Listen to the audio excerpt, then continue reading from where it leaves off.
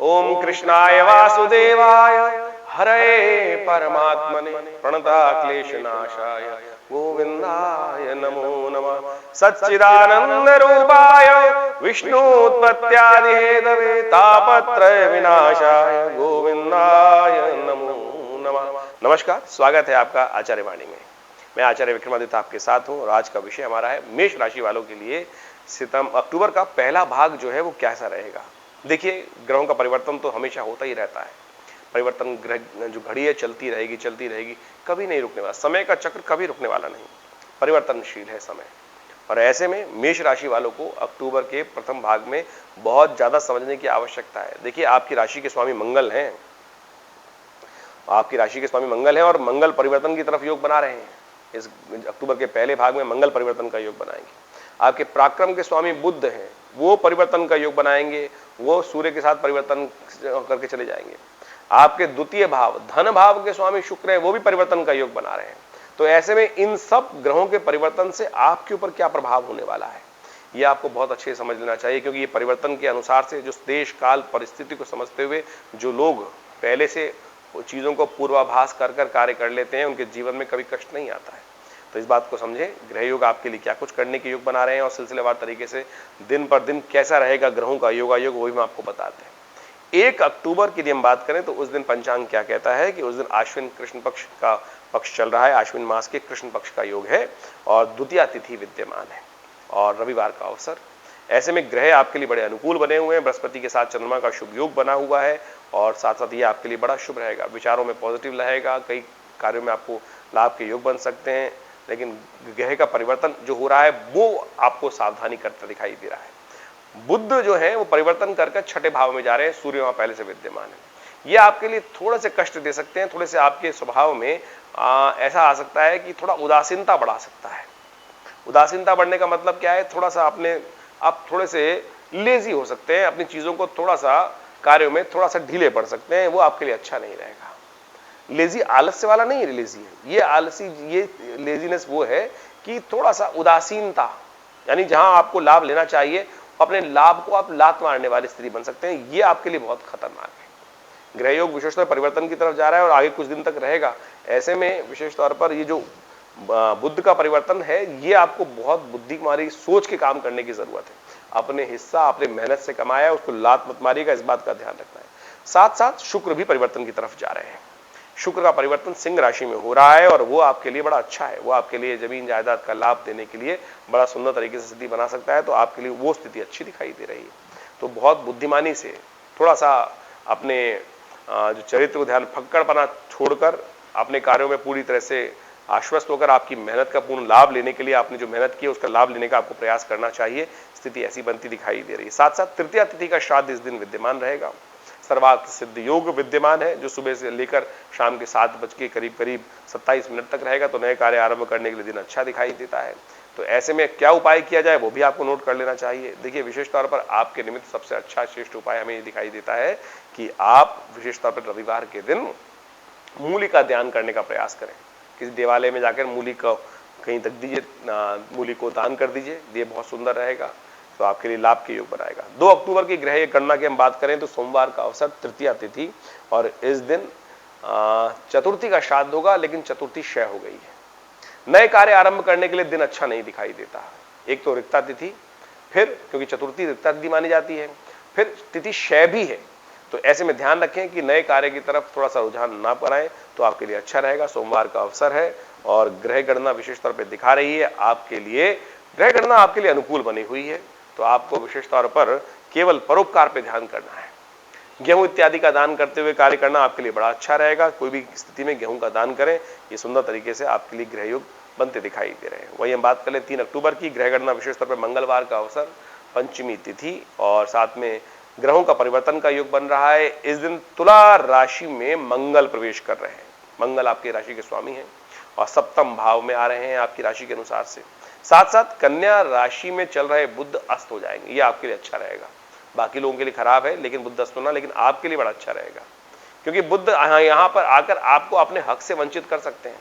आपको अपने हिस्से में से थोड़ा सा पीछे कर सकते हैं। ऐसा योग बना सकते हैं कि आपका जो भाग आपको मिलना चाहिए, आप अपनी मेहनत का फल मिलना चाहिए, उसको आप परित्याग कर दें।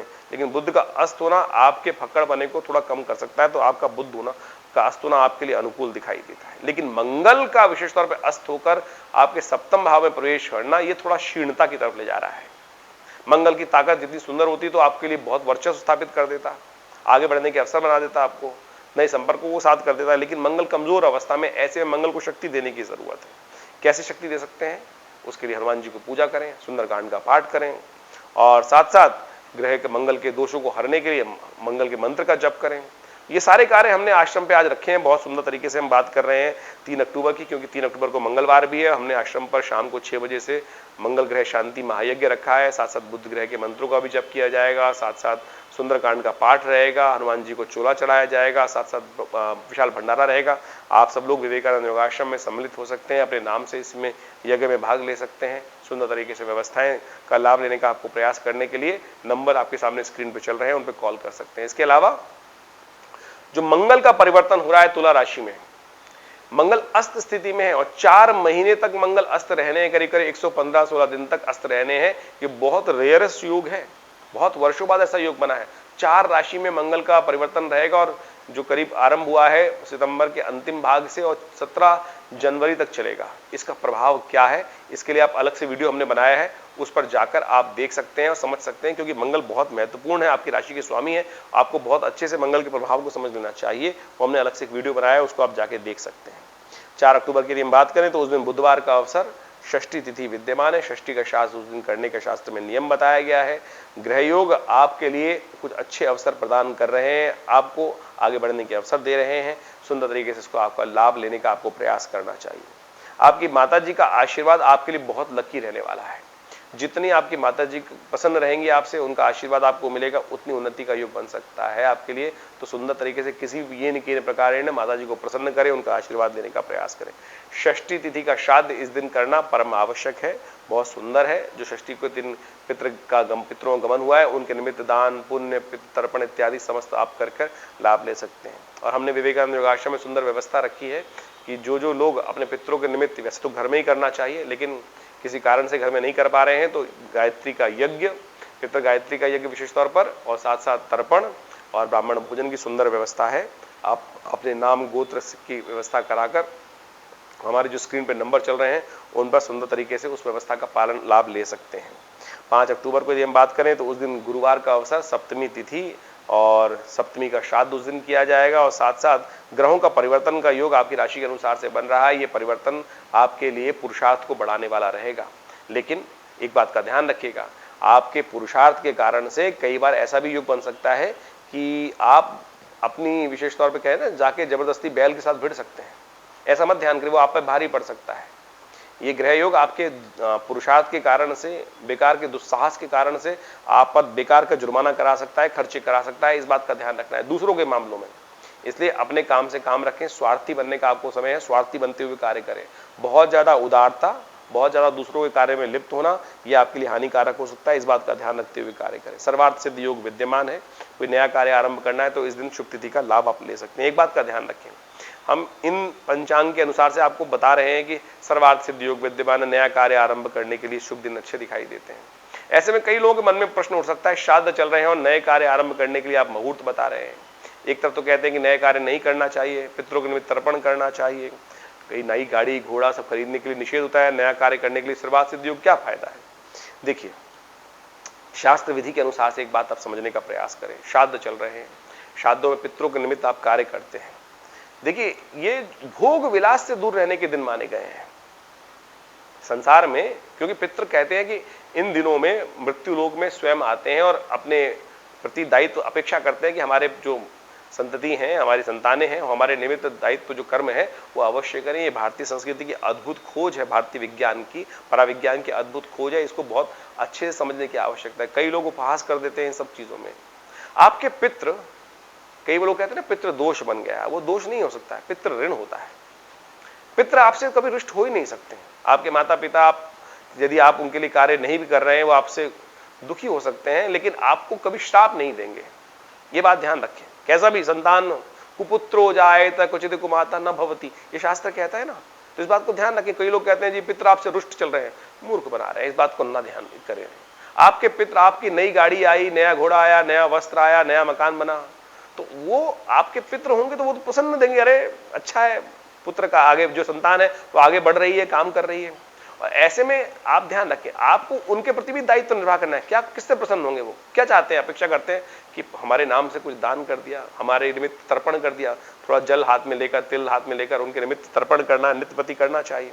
और यही तो उनकी अपेक्षा है, इसी से तृप्ति प्राप्त होती है। उनके लिए गायत्री जप कर दिया, उनके लिए गरीबों को भोजन करा दिया, उनके निमित्त श्रीमद् भागवत का सप्ताह करा दिया। ये सारे विधान शास्त्र में बताए गए हैं, उनकी निवृत्ति करने वाले हैं। तो अवश्य इस बात का ध्यान रखते हुए आपको कार्य करने का प्रयास करना चाहिए, इससे कल्याण का मार्ग प्रशस्त होगा। तो इस बात का ध्यान रखें, आपकी नई गाड़ी से आपके पितृ रुष्ट नहीं होने वाले हैं, नए आपके वाहन से, नए वस्त्रों से नहीं रुष्ट होने वाले हैं।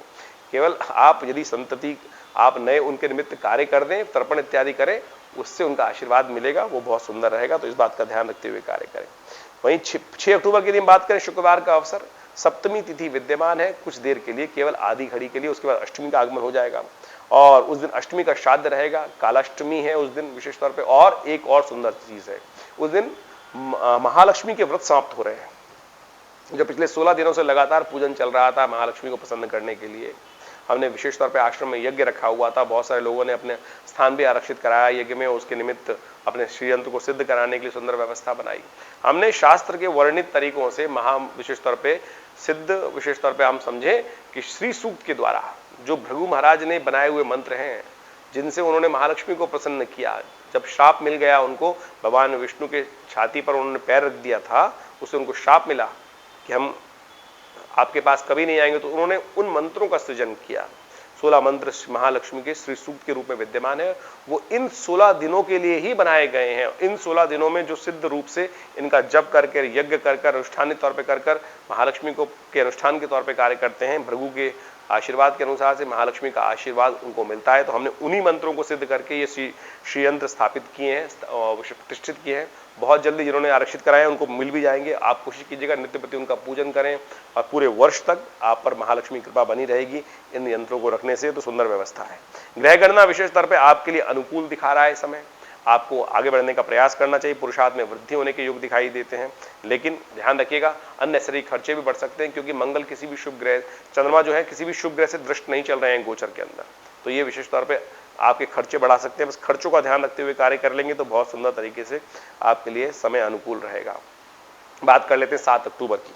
7 अक्टूबर को शनिवार का अवसर, अष्टमी तिथि विद्यमान है और नौमी का श्राद्ध उस दिन, क्योंकि मध्याह्न काल में नौमी आ जाएगी शनिवार के दिन, 7 अक्टूबर के दिन, तो नौमी का श्राद्ध उस दिन मध्याह्न के समय किया जाएगा। जो लोग नौमी के दिन गमन किए थे उनके निमित्त श्राद्ध करना चाहिए। ग्रह गणना आपके लिए दिखा रही है कि सुबह का समय आपके लिए विशेष तौर पे अनुकूल दिखाई देता है, लेकिन शाम को स्वास्थ्य के मामले में थोड़ा ध्यान देने की जरूरत पड़ सकती है। ऐसा ध्यान रखिएगा कि स्वास्थ्य के निमित्त थोड़ा ध्यान रखते हुए कार्य करना बहुत जरूरी है। सुबह थोड़े खर्चे बढ़ सकते हैं और इस बात का भी ध्यान रखना है, आपको खर्चों को कंट्रोल करते हुए चलने का प्रयास करना है। ऐसे में उपाय क्या किया जाए? सबसे श्रेष्ठ उपाय आपके लिए ये रहेगा कि पीपल के पेड़ के पास जाकर एक दिया शुद्ध घी का वहां प्रज्वलित कर दीजिए, थोड़े सफेद तिल वहां उस पर डाल दीजिए। आपके ग्रहों को शांत करने के लिए, अशुभ प्रभाव को दूर करने के लिए सुंदर रहेगा ये उपाय। इसको करने का प्रयास करें। बात कर लेते हैं 8 तारीख की। 8 अक्टूबर को रविवार का अवसर है। नौमी तिथि उदया तिथि के रूप में विद्यमान है, लेकिन दशमी का, मध्याह्न काल में दशमी होने के कारण से दशमी का श्राद्ध उस दिन किया जाएगा, तो इसके अनुसार से आप समझ लीजिए। ग्रह परिवर्तन की तरफ चले गए हैं और ऐसे में ग्रह आपके लिए अच्छा योग बना रहे हैं और ऐसे में सुख का पदार्पण करने का चंद्रमा स्वग्रही होकर चतुर्थ भाव में विद्यमान है और ऐसे में एक शुभ योग बन सकता है। लाभ की स्थिति आपके लिए अनुकूल बन सकती है। आगे आपको ध्यान रखना है, केवल एक छोटा सा उपाय करके आप बहुत बढ़िया तरीके से लाभ ले सकते हैं। आटे का दान करना इस शुभ तिथि में आपके लिए बहुत अच्छा है। गौशाला में नमक का दान करना आपके लिए बहुत अच्छा है। ग्रह योग अनुकूल है, आगे समय आपका अच्छा रहेगा।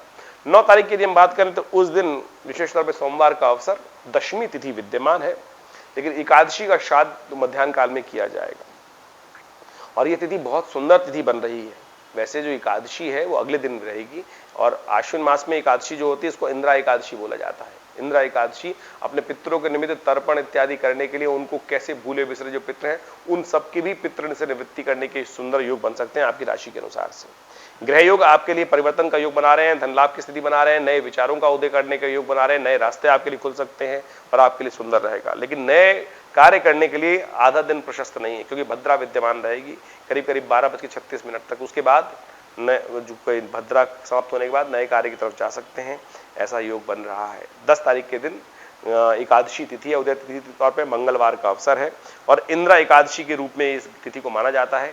द्वादशी का श्राद्ध अगले दिन किया जाएगा, इस दिन श्राद्ध कोई नहीं रहेगा। लेकिन इंद्र एकादशी के दिन, इंद्र एकादशी जो है वो विशेष तौर पर पितरों के निमित्त ही शास्त्र में वर्णित है।